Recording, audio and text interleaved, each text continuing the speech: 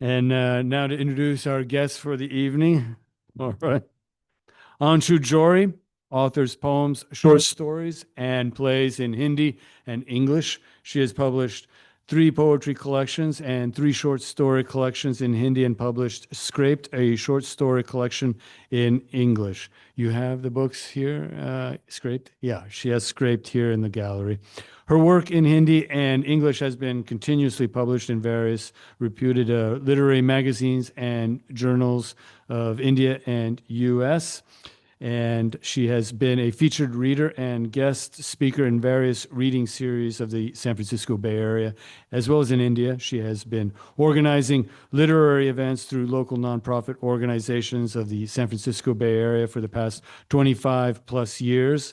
And she has curated and directed various experimental poetry projects in collaboration with other art forms, combining theater and classical dance forms with poetry, which were showcased in the San Jose Poetry Festival last year. Yeah. And the San Francisco Lit Crawl, among many others. Besides writing, her other passions include dabbling in oil painting, which I did not know. So, and theater, where she has written, directed, and acted in plays in the Bay Area. A recipient of the Kamleshwar Smriti Katha Saman for Best Story of 2019 and Glorious India Award 2017 in New Jersey, USA. She is also the program coordinator of Poetry Center San Jose's monthly reading series in Hindi called Bashar. She has a Master's of Science in Electrical Engineering from San Jose State University. Always love to see that intersection. Yeah. And works as a hardware engineer. She lives in San Jose. Would you please now welcome Anshu Johri.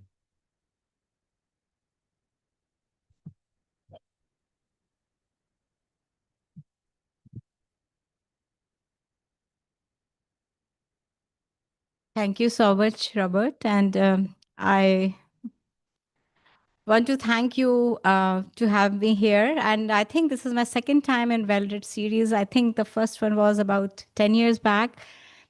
And it has been about 11 years also of me volunteering for Poetry Center San Jose. So long live the partnership. So while I was deciding the poems that I have to read, I have to mention this one, which I'm going to read. But before that, I was debating whether or not I should do a public reading. And that made me think that the times in United States have changed, because before this, I never had to think whether I should read or not read something in public. This particular poem, which I'm going to share shortly, it was conceived during Bauchar, one of our readings, where a group of us, we have become a community now. We had given each other words, like maybe 10 words, and this poem was woven using those words. The poem is called, I would not say the poem is called, I would say, now I'm going to read an obituary. This is to sorrowfully inform the world of the tragic demise of liberty that finally succumbed to grave injuries caused by increasing hatred, fear, and antagonism of the general populace for each other. Our homage to the last soul who relentlessly worked for justice, believed in the limitless possibilities of love, mutual self-respect, and preached positivity in perspectives to navigate the differences. While alive, it fought the divisive forces with defiance, stood up against the injustice meted out to the meekest and the weakest by the rich, the powerful, game changers, celebrities, intellectuals, slaves of hunger, hunger of all sorts, all hungry beggars muted in alliance. Its long struggle with exploitative altruism, lip-syncing sycophants, and insecure individualism practicing ethnocentrism but preaching nationalism led to a house arrest for inciting revolt, fighting for rights, that is resorting to local terrorism. And of course, endangering the peace and security of an otherwise peaceful nation inhabited by a blissfully ignorant, robotic, slave population duct taped by retribution, tax perks, Photoshop truths, or distractions of external menaces for survival. Not guilty, not charged. Sepoys of power alcoholic era continue to celebrate corrupt greatness' shameless revival. So we will not be holding any funeral, as this Holy Spirit is like a lizard's tail comprising of cells that can regenerate even in degenerates.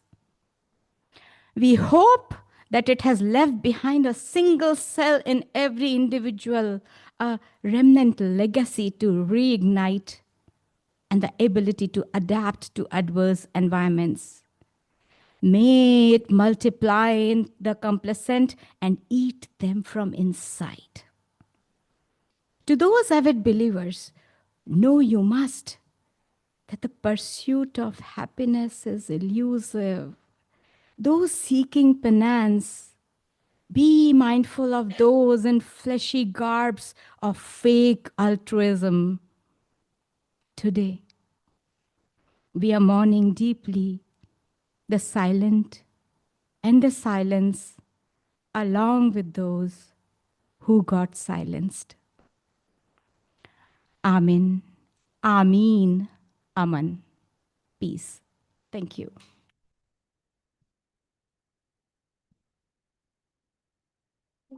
Thank you. Thank you so much. Appreciate it.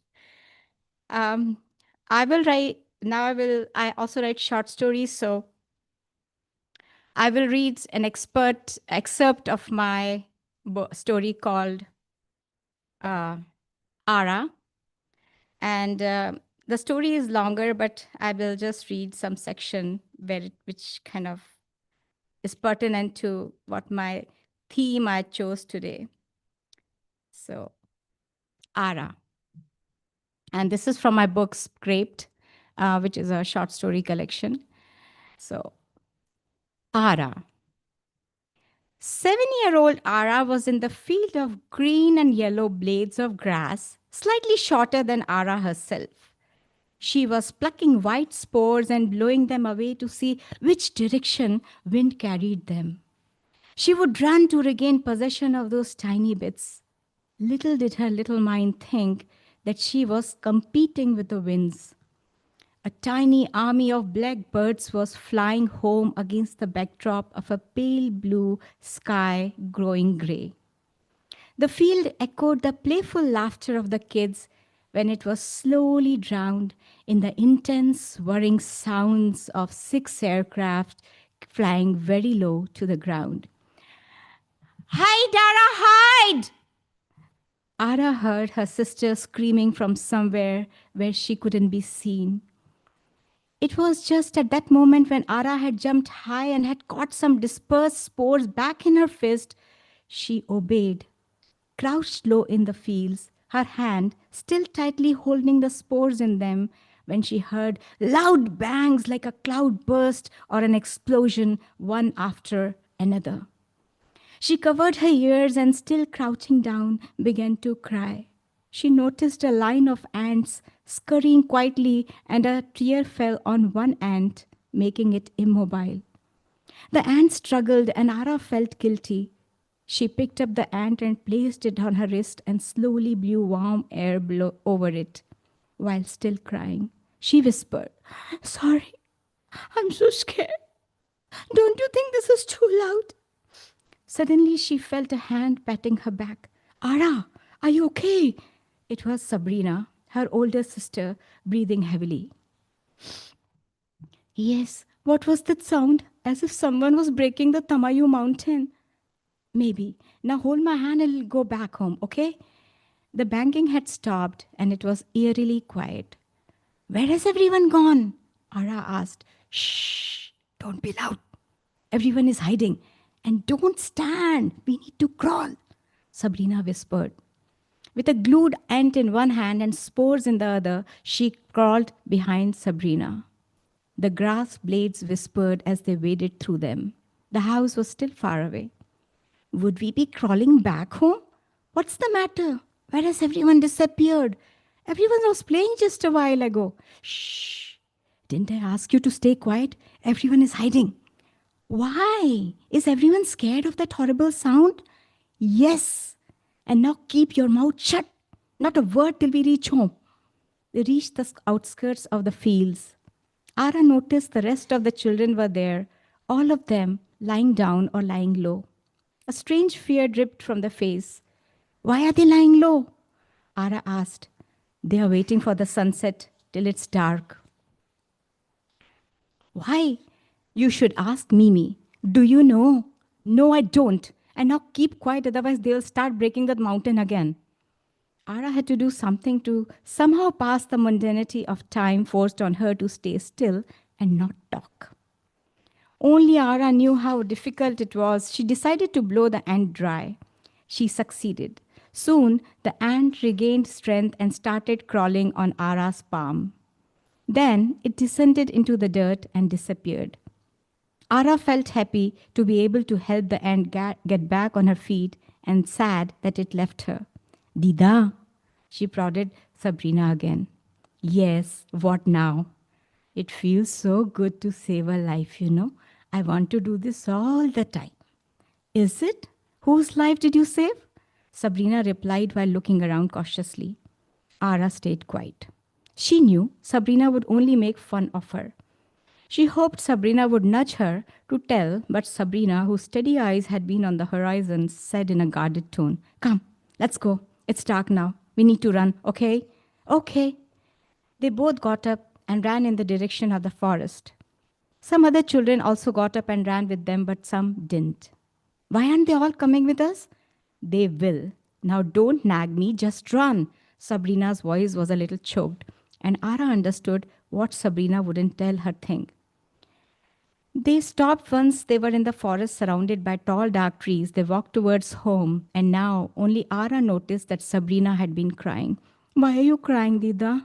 Nothing. Let's just go. Mimi, Papa must be anxious about us, Sabrina replied, putting her arm around Ara. Soon they were surrounded by the elders of the village rushing towards them. Children are here. Children are safe. They all looked delighted. Mimi was ahead of the crowd and hugged them. She too was crying. Ara sensed something was not right. Why is everyone crying, Dida? Because someone broke our Tamayu mountain, Sabrina replied. That night, nobody lit the lamp. They ate dried dates and bread in the darkness lit by the full moon. Whole village was dark, trying to look lost in the map of the world, even if the place they occupied on that map was akin to the sharp point of a needle. Ara tried to sleep, while everyone else in the room did the same, except they all sobbed in the room quietly without telling her the reason. They didn't discuss anything amongst themselves either.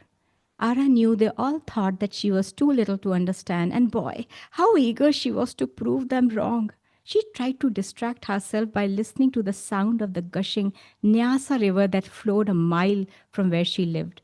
She dreamt about the river, the cold, sparkling water, unafraid of everyone and everything. She wasn't allowed to go near the river. Someday, when you will learn to swim, you can go and play in the river, Papi had said. When will I learn swimming? First Sabrina would learn and then you. But doesn't Sabrina know? You taught her a long time back. Yes, but I didn't. But she isn't good yet. When would that be? When would she be good? In the summer when the river thins out, that would be a good time to learn how to swim. But then something happened before the supper happened. Papi restricted their movement around and out of the villages. Not just she, but all the children were supposed to stay near the huts. No longer could they go on their own to the jungle trails, chasing rabbits and squirrels, or fetching sweet berries, bear, and tamarinds. There was a very old banyan tree in the middle of the village with a lot of land around. This was their playground now. What happened today, Mimi? I would understand. Please tell me. Ara's question broke the silence of the house. They came. the people with dark green uniforms to drop rice and vegetables for us. But the mountain broke because of the weight of the rice and vegetables, and everything got burnt. Mimi replied, sobbing. Why don't you tell her the truth? She isn't that little now. Sabrina screamed. Close your eyes and sleep, Sabrina. Don't tell me what to do, understood? Mimi replied angrily.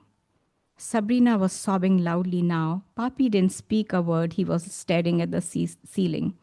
So much crying for burnt rice and vegetables? Ara mused. Where is Pelna? He isn't home yet? She inquired of her older brother. He knew swimming.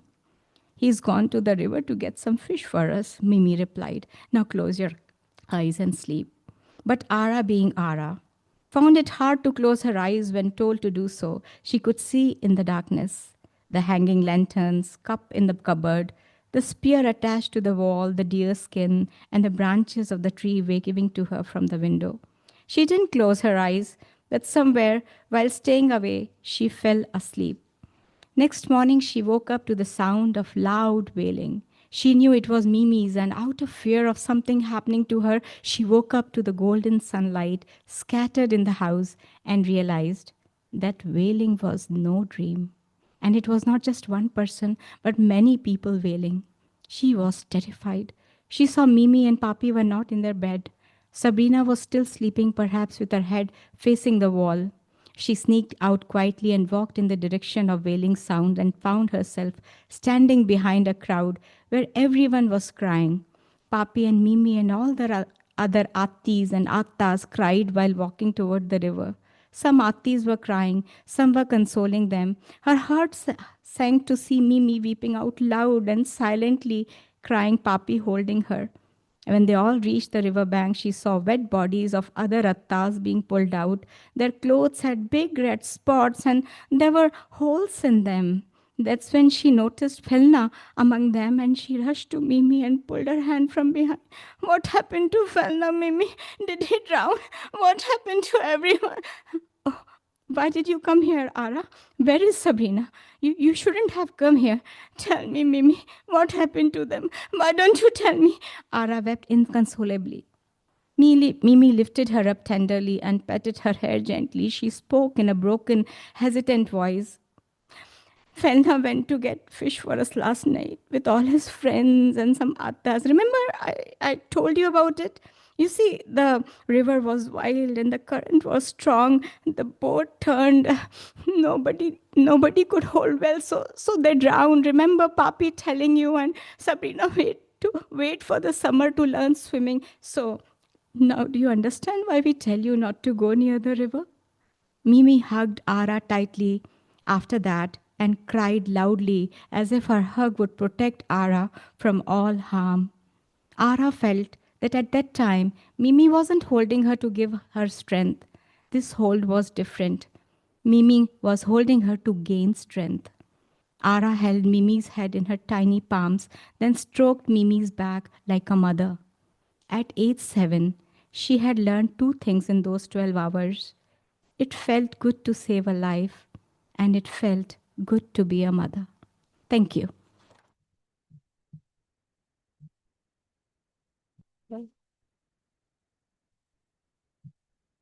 Thank you. Okay, so I will just read another poem, and I'm kind of traversing like a river and just trying to change the course from a little bit sad to hopefully happy. So the other poem is called #Moments.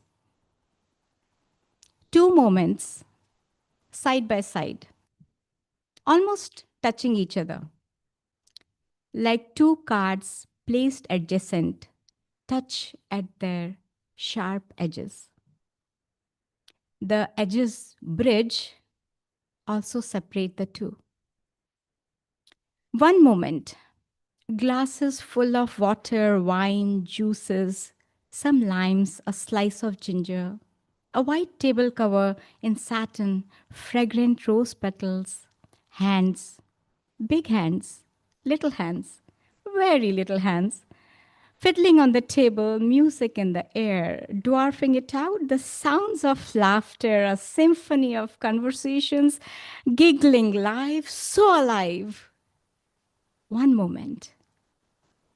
Ruptured glasses, scattered shards, spilled water, juice, wine, a naked table, orphaned lime, dusty ginger, table cover soaking wet with smeared prints of red, still breathing in smoke, rose petals, their fragrance now subdued by a sharp, pungent, burning smell, a coughing silence, then screams, wails, their deafening pain, looking for a hint of little life in still bodies, torn apart, sinking hearts.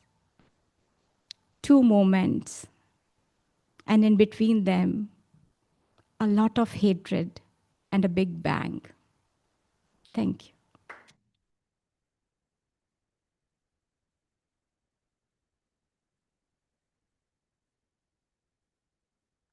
Okay, and now this, I have time? Okay. This poem is called To Be Dead, Not Extinct. The Arctic tern flies from the Arctic to Antarctica chasing summer, back and forth, all its life. So do monarch butterflies in their journeys from the Rockies to down south in Mexico. We all move from the winters of our lives toward a promising, prospective summer. But not the salmon. It leaves the nourishing milieu to nurture an intrinsic need, risking its life, as it leaves the grandeur of a mighty ocean for the ordinary river where it was born. It undertakes a starving journey, every step of which could transition to a dead end, dead literally. You see, their mothers aren't around them to warn them, make them aware of lurking dangers in swimming against the currents, defying gravity in jumping over the waterfalls, falling prey to the waiting predators, and among others, facing starvation so bad, draining all the energy needed to make it back. All for what? Procreation? For the spawn? For eggs that face their own odds of eventually being a healthy would-be salmon, growing up well and then reaching the salty ocean? The life of salmons whose orphaned eggs do not survive. Could it be deemed to be a total waste? Worthless? But the disqualifying nothingness that's left behind after giving in and giving up everything, a perfect zilch in the abundance of sea, where life is measured with purposes, fulfilling consequences and successes. The salmon chooses the odds of preservation of species over its own prolonged life. Death over extinction. It swims instinctively to it with full conviction. Sometimes I wonder, what if their wiring in the salmon gets snapped by something like a wild trigger out of the blue? Like how our cells get triggered to not die and become cancerous. And that salmon then chooses to not migrate back to procreate, but lives happily ever after in the flourishing ocean until it's time for a final goodbye. What if it chooses wholesome life followed by extinction over painful efforts to procreate, following by death for an eternal continuum? Such irony that death is a passage that needs to be crossed to attain immortality at a macroscopic level, no matter what. The corpses of dead salmons after they spawn enriches the river water and nutrients that support other life forms. Some call it corrupting with impurities. But then let them. Let's move, migrate, transform, die, do whatever we can to leave imprints that makes the world we live in better, better, and better. Thank you.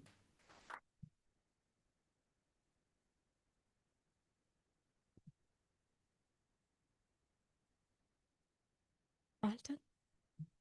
Have time? Oh, okay. Okay, so I think this probably will, I will read. This poem, I think I read it at Lit Crawl, and it was, Robert was there, and I had curated this poem as we all wrote poems about places, the places that were there, that are there, but I think that won't be there, or maybe they are not there. So this is called A Trip to a Historical Place. And it's a memoir poem. It happened in 7th grade. It happened because I was asked to write an essay about a trip to a historical place. It happened because I hadn't been to a historical place that I could write about. Previous schools, towns, and the houses where I lived were all ruled out. I realized that places where I had lived sadly didn't qualify as being historical. I was unsure about being happy that nothing where I had dwelled was close to being monumental. It was the first time I got excited about the idea of creating history. Very soon I concluded that the excitement dripping from ideas without working on them is childish and temporary. It was when I toyed with the idea of creating a visit to the historical place from imagination and debated if such an effort could be termed as a dishonest presentation. That was indeed the first time when I contemplated writing a lie that read like a truth. It was the first time that to gain knowledge about a place, a historical place, I used a comic book. It dawned on me that deep observations can unravel finer details about content. I chose Mandu, a historical town from the 11th century from a comic book recounting the love story of a queen and her king in India.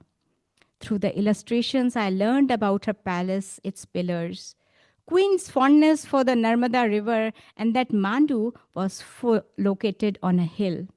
I had seen enough hills. I had seen the roads on the hills. And imagination leapt into my thoughts, curvaceous roads snaking through the dense forests, but forests too, I had seen none. I imagined they must have a lot of trees, so I decided to create them. I described all the nameless trees that I remembered from the window of the buses and the trains.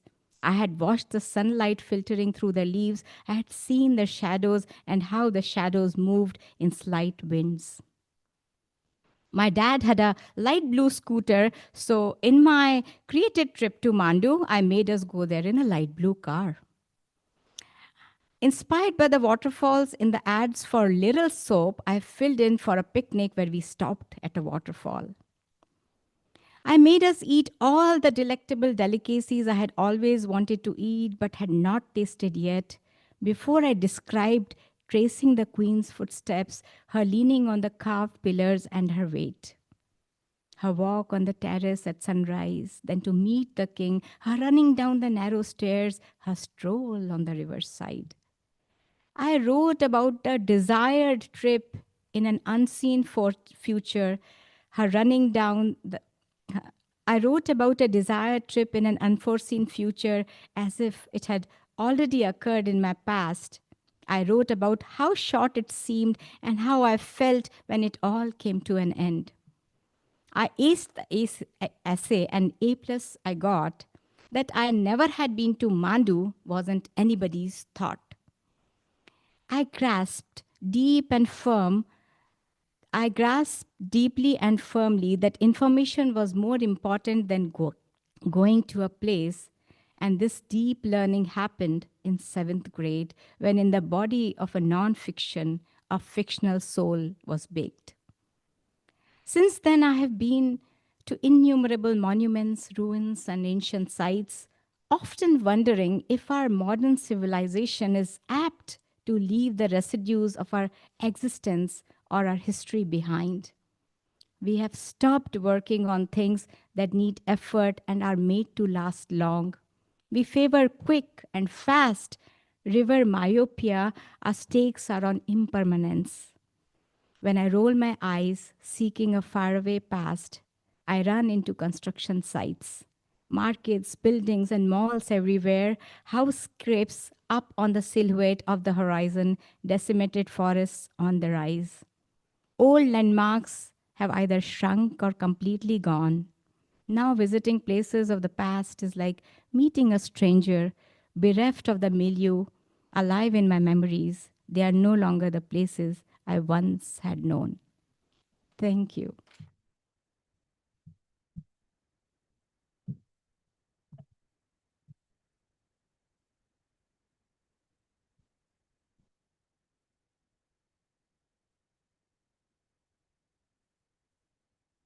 Thank you, Anshu. Another round of applause for Anshu.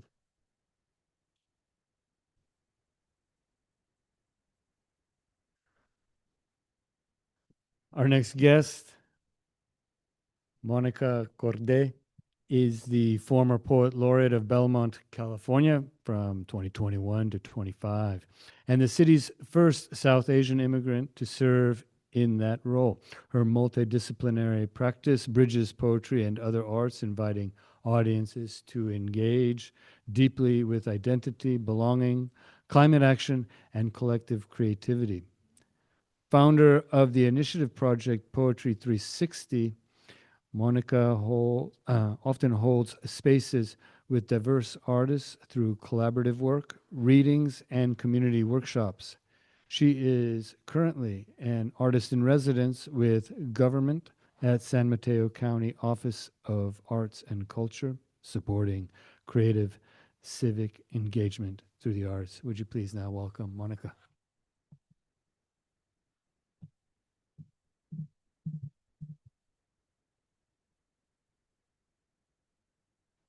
Hi, everyone. Can you hear me all right? Those who are online as well, I hope you can hear me. Good evening, all. And thank you for still hanging in there and being here for poetry on an otherwise ordinary Tuesday and making it feel anything but ordinary. It has been such an incredible evening so far, hasn't it? First, the poets on the open mic, who were so brilliant and offered such moving pieces. And then my wonderful co-feature, Anshu, who brought such evocative work for all of us here. It's been a pleasure listening to all of you. And it is a hard act to follow, but I'll try my best. To begin with, I'd like to share my gratitude with Poetry Center San Jose, everyone who's here today, Robert Pesich, Joe Miller, and Work San Jose Art Center for holding and nurturing this space for poetry lovers and poets across the years and in this beautiful venue. Thank you, Stephen and Danny, who are here as well. Lots of people working behind the scenes, and it's always a joy to have be in such good company. And thank you again for inviting me to share my work here today. Well-Read series has been an inspiring one for me, and I have often joined these events online, like many of our friends are doing today. Hi, everyone, on Zoom and YouTube live stream as well. Just want to say that I am delighted to be with all of you and honored to be a part of this glorious space tonight with beautiful art and community around us. So on that note, we are ready for some more poetry, are we? Wonderful. Love to hear that always. So I have some new and old work today, and here's how we'll move through my reading. Before each poem, I'll share an intention or a reflection. Think of it as a small doorway, an invitation, a way for me to arrive fully into the poem and for you to enter with me. I want to open with a poem I wrote a few years back while I had started serving as Belmont's Poet Laureate, when much of my work was centered on creating space for the community, especially the youth and emerging voices. One of the gifts of working with young poets was witnessing them find their voice. I was continually amazed by the courage it took to speak honestly and authentically at such a young age. And being the first South Asian immigrant poet laureate of my city, I too was learning to be brave in the new role. And I knew that poetry was always a place of safety and refuge, a kind of shelter where we learn to trust our own voice and bring it out into the world. For that reason, this poem has become a kind of ritual for me, one I often return to at the beginning of my readings, and many of my friends who are online here or in the audience have probably heard this piece before. The poem is titled Awakening the Poet Within. And tonight I'd also love for it to be a call and response poem. So when I say the words, the Greek word for maker is, I want you to say poietes. The Greek word for maker is, the Greek word for maker is, the Greek word for maker is, there is a poem under your breath. Words waiting within you, waiting without knowing where they want to be. Not at the moment, at least. But let me tell you how it works. Each word shut tight and curled up inside you is slowly getting closer to finding the light. Open your mouth slightly, even if it is to scream, to say something you are not supposed to tell what you love or don't, to sing of the beauty you see in the world and allow the light to come through. A dot after a dot after a dot, an ellipsis evolving into thought. Effortless and easy, let it move with your breath. Let it begin as a lump in your throat.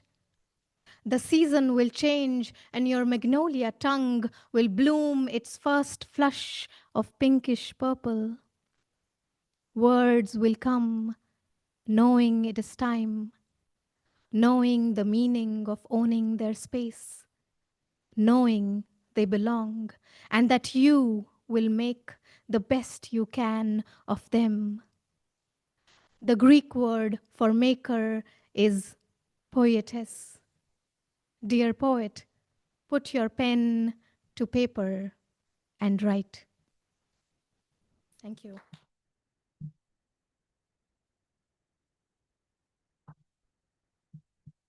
Thank you for joining in and bringing the poem into presence through your voices. It felt deeply emotive to me, and I hope you felt that connection as well. I feel that awakening is never only personal. It doesn't end with finding our voice, but continues in learning to listen to each other more deeply. As an immigrant, an experience intricately woven into my emotions and identity now, I have found that paying attention also means noticing whose voices are missing. And that kind of awakening can mean insisting on being heard in spaces where we are deeply impacted, but most often not represented, or least represented. My next poem lives in that space. and speaks to climate action and environmental justice, inspired by the empowering words of Audre Lorde, one of my favorite poet activists in African American literature. A litany for survival in climate crisis. Reimagining Audre Lorde's A Litany for Survival. For those of us who live at the shoreline of rising sea levels, standing upon the constant edges of insecurity and displacement, ocean inertia and greenhouse gases. For those of us who cannot add our voices to the environmental movement, who are people of color coming and going through borderlands of labor and language, working on farmlands in 100-degree heat, moving through seasons, backs bent with hope, so that the 80,000 children across our country picking strawberries during school time might know life beyond the fields. For those species who were imprinted with extinction, like the California condor, now born into captivity, wings beating against a sky thick with carbon emissions. For by this weapon, this illusion of regeneration in a collapsing biome, the heavy-footed hoped to silence the wild. For all of us, this tipping point and reckoning, we were never meant to survive alone. And when the wildfire rises, we are afraid it might find our homes. When the glacier retreats, we are afraid it might flood our wetlands. When the air thickens, we are afraid our children might carry the weight of smoke. When the harvest fails, we are afraid the bees may never return. When we love our planet, we are afraid our love is not enough. When the ocean falls silent, we are afraid the whales will stop singing. And when we protest, we are afraid it will be called noise, or that our voices will be erased. But when we are silent, we are still afraid.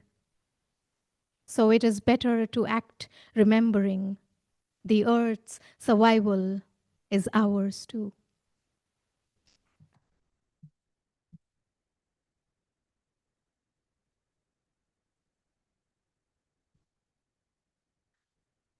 I consider poets as my ancestors too, guiding me on as I read them or listen to them, like Audre Lorde. One of my favorite Indian English poets is Eunice D'Souza, who has been strangely comforting as she articulates a fiercely independent code of survival as a woman that defies convention. To give you an example, one of the lines from her poems goes, "I look striking in red and black and a necklace of skulls." So daring in its declaration, right? And I like the way her poem ushers in female rage with fashion and also really brings in the visual imagery of the Hindu female goddess Kali in her angriest form, wearing a necklace of skulls. I intended to read a newer poem at this time, but I think poems have a mind of their own. So this older one insisted on being here instead, and I'd like to share this one. It also recently got published in an anthology in India, and the poem is titled Dare. Himalayan goddess, eight-armed Shakti, I've heard stories of your power, penance, and courage, of things you sacrificed, slayed, and survived, how you manifest into a Devi, become Uma, Parvati, Durga, Kali, provider, preserver, mother goddess, warrior, destroyer, wife goddess, superhuman, divine, great goddess. For once, Let go of the brilliance weighing you down. Reveal your unradiating self, whoever you are, no matter what you're called. Wrap your arms around these other versions of you. Free-willed woman, survivor woman, divorced, childless, rebel woman, making her own mistakes woman, trapped in a man's body woman, unwomanly woman, flawed woman. Persist under these glorious pieces you hide. Announce your place in the pantheon of beings. Go ahead, woman, dare.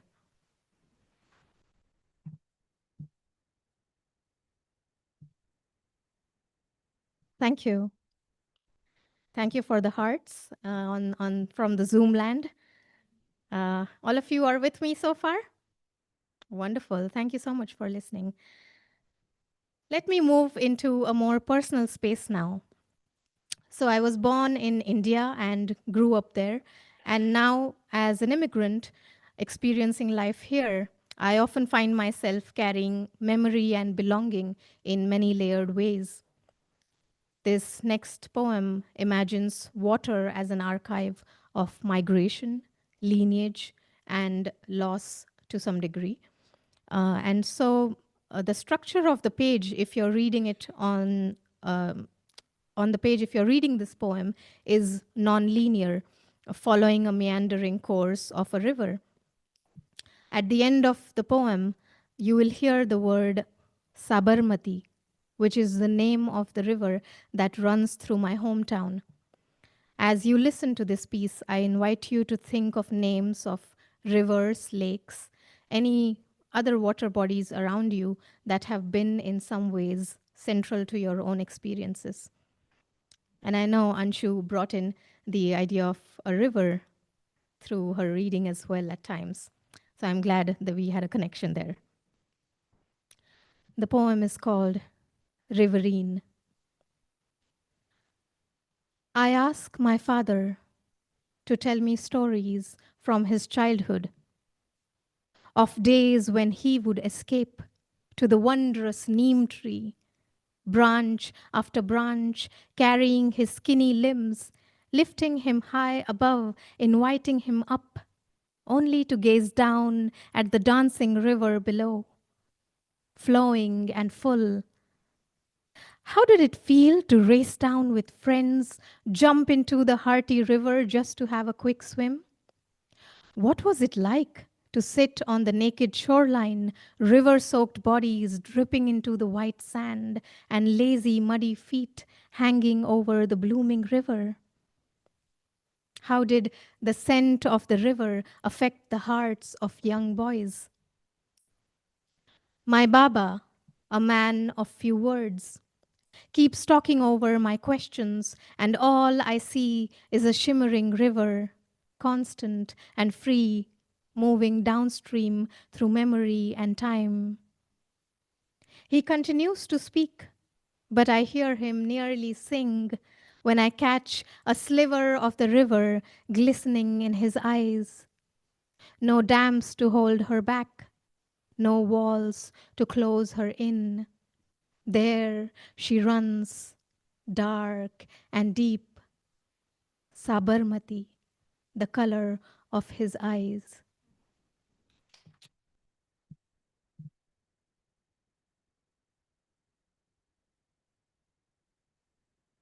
Thank you.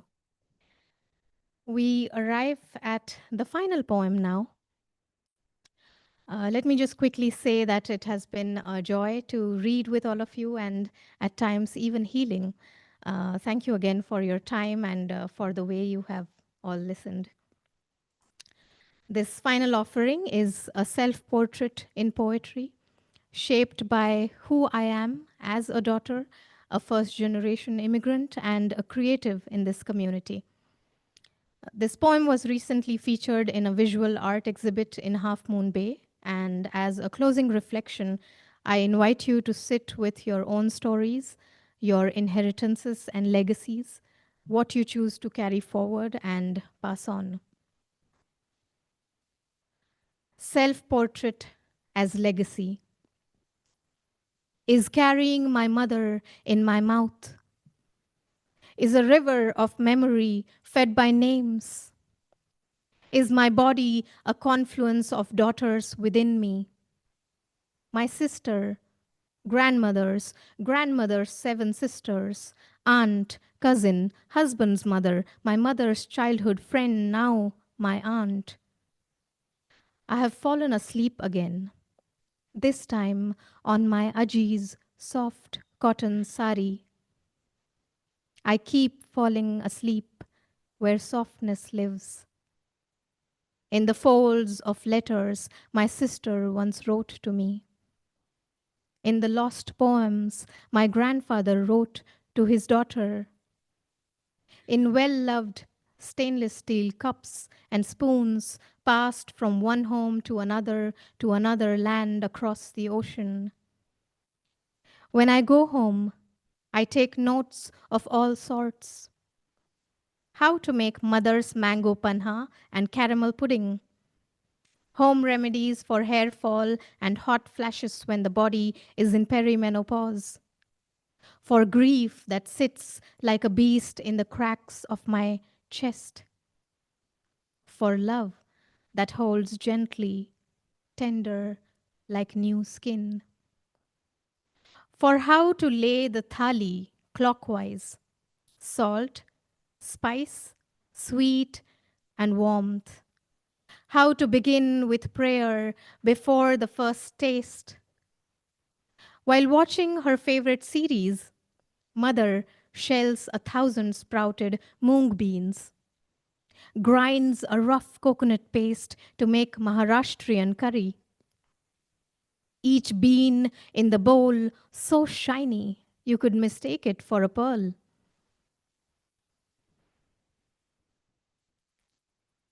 More precious than the dainty dangling jhumkas my great-grandmother left for me, now safe in the bank locker, each piece of jewel like inherited light, tucked away lovingly in a box.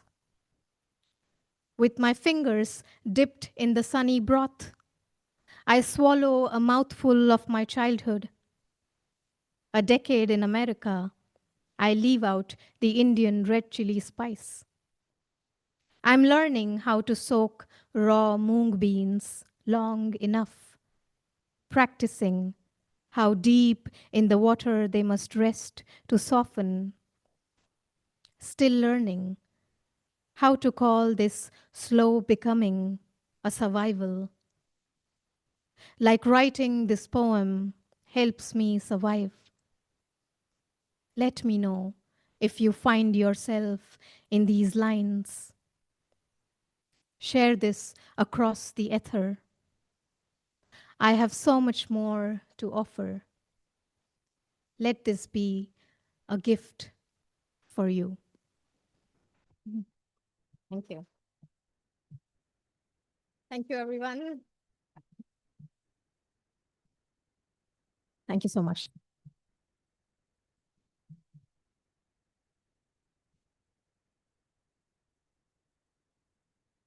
Thank you, Monica. Another round of applause for Monica. And for Anshu and our open readers, our open mic readers. And Joe Miller in work, San Jose. Stephen over there. Danny. Danny. Thank you all. Thank you, Monica. That was incredible. Just so pertinent to our time. I just wanted to show something too that that Anshu was in a reading here for Flash Fiction Forum, which is in our book, one of Works's books called Flash Fiction Forum. That is, I think we called it. What do we call it? We called it Volume 1. We hope to do a Volume 2 and into well, infinity, because like we hope to be here. And we had like a photo of Anshu reading right here, and up there was a giant projection. There was no art in the room other than a projection, and it was Kurt Salinas, this giant donut donut dinosaur. Thank you. I have a hard time with normal words sometimes. Yeah, but Donut Dinosaur was projected, and it was really a beautiful scene. It's a Pride Month yeah. dinosaur with little It rainbow is. It's sprinkles. a totally with Kurt. It's a totally Pride Month dinosaur. Yeah, absolutely. And so I remember that moment, and we have a bunch at the desk too.